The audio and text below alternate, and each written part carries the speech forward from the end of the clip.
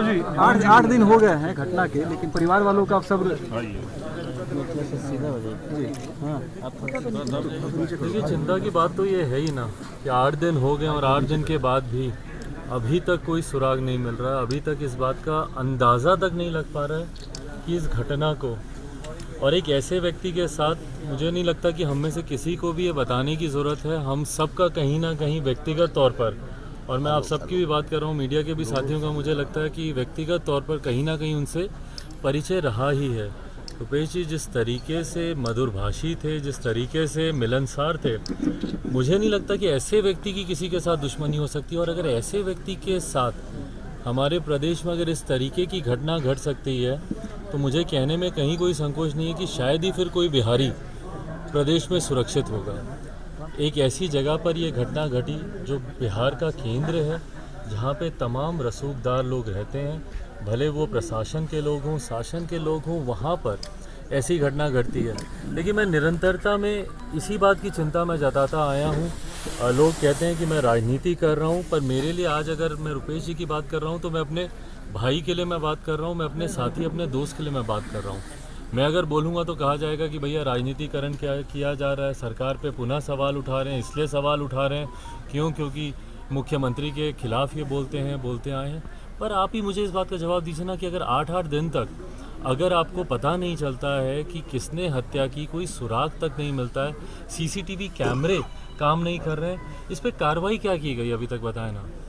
बार बार कहा जाता है कि निरंतर हम मॉनिटरिंग कर रहे हैं, इतनी टीम बैठा दी गई, इतनी कमेटियां बैठा दी गई, तो क्या फ़ायदा उस टीम का और उस कमेटी का कि अगर 8 दिन तक आप सुराग तक नहीं लगा पाए। क्यों नहीं इस बात के ऊपर जवाबदेही तय की जा रही है कि भैया सीसीटीवी कैमरास क्यों नहीं काम कर रहे थे।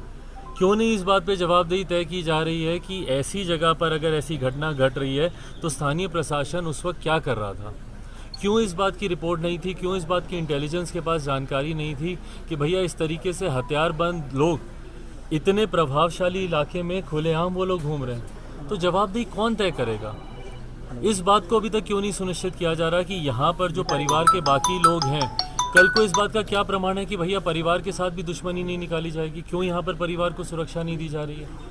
जो व्यक्ति उनके साथ दिन रात 24 घंटे रहता था, अमन है जो उनके साथ दिन रात रहते थे, क्यों नहीं इनको सुरक्षा दी जा रही है। अगर उनके ऊपर अगर इस तरीके की कार्रवाई की जा सकती है तो कल को हो सकता है कि अपराधी दुश्मनी निकालने के लिए इनके साथ भी वही बर्ताव करें। इनको क्यों नहीं सुरक्षा दी जा रही है। यहाँ पे परिवार के लोगों को क्यों नहीं सुरक्षा दी जा रही है।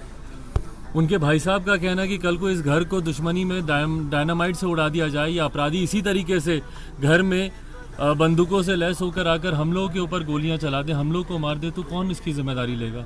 तो जो एक घटना घटी वो तो घटी, पर कम से कम भविष्य में ऐसी घटना ना घटे। बार बार निरंतरता में मैं हमारे मुख्यमंत्री, हमारे गृह मंत्री की भी जो जिम्मेदारी संभाल रहे हैं उनसे मैं यही आग्रह करूँ कि कम से कम इतना तो कीजिए। हमारे प्रदेश के मुख्यमंत्री हैं आप, आपसे अगर उम्मीद नहीं अभी कोई रखेगा तो कौन रखेगा। आज की तारीख में आप ही इस जिम्मेदारी को आप निभा रहे हैं, तो आप ही से ही हम लोग आग्रह कर सकते हैं। बट आपसे जब आग्रह करते हैं तो आपको लगता है कि भैया हम आपसे सवाल कर रहे हैं, हम आपके ऊपर प्रश्न उठा रहे हैं। प्रश्न नहीं उठा रहे हैं, पर आप हमारे प्रदेश के मुख्यमंत्री हैं, आप ही से ही हम लोग की उम्मीदें हैं। आप ही कुछ कार्रवाई कर सकते हैं। अगर आप भी नहीं कर पाएंगे तो फिर कौन कर पाएगा। कोई नहीं कर पाएगा। लॉ एंड ऑर्डर को संभालना राज्य सरकार की जिम्मेदारी होती है। इसीलिए आज पुनः आपसे आग्रह करते हैं कि एक तो जो घटना घटी उस पर तो जल्द से जल्द कार्रवाई की ही जाए, और अगर आपसे अगर नहीं बनता है तो सिफारिश करें आप सीबीआई से कि केंद्र की एजेंसी आए और वो आकर इसकी जिम्मेदारी संभाले, वो कम से कम तथ्यों को सामने लेकर आए।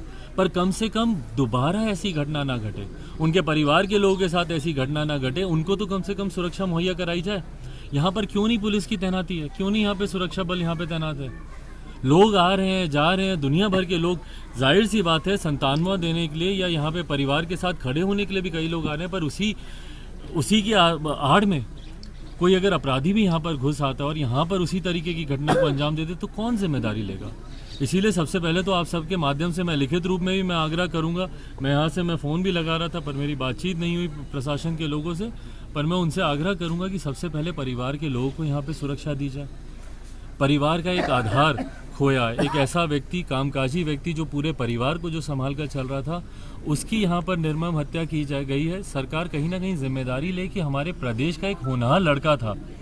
आप भी अपनी तरफ से सरकार को भी इस बात का प्रयास करना चाहिए कि परिवार का जब आधार खोया है तो परिवार आगे कैसे उसका पालन पोषण हो उसकी जिम्मेदारी भी होनी चाहिए। सरकार की तरफ से एक नौकरी भी परिवार के किसी एक सदस्य को दी जाए, ताकि उनके जो छोटे छोटे बच्चे हैं, छोटी सी बेटियां है, बेटा है छोटा सा, उनका परिवार ऐसे कैसे चलेगा आगे, उनके बुजुर्ग पिता हैं उनको कौन देखेगा। तो सरकार की तरफ से उनके परिवार में से किसी एक योग्य व्यक्ति को नौकरी भी दी जाए, इसका भी मैं आग्रह करता हूँ। सबसे ज़्यादा ज़रूरी की सुरक्षा दी जाए, ताकि बच्चों का भविष्य, छोटे छोटे बच्चे हैं, छोटी सी बेटियाँ है, छोटा सा उनका बेटा है, उनकी बीवी हैं, उनके बुजुर्ग पिता हैं, भाई हैं, इनके ऊपर भी कहीं ना कहीं भय के खौफ में ये लोग जी रहे हैं। इनको सुरक्षा का भाव मिले, कम से कम सरकार इतना तो कर सकती है। ये तो कोई बहुत बड़ी मांग हम लोग नहीं कर रहे हैं कि परिवार को सुरक्षा दी जाए। तो बस यही आग्रह करूंगा कि परिवार में दोबारा कोई ऐसी घटना ना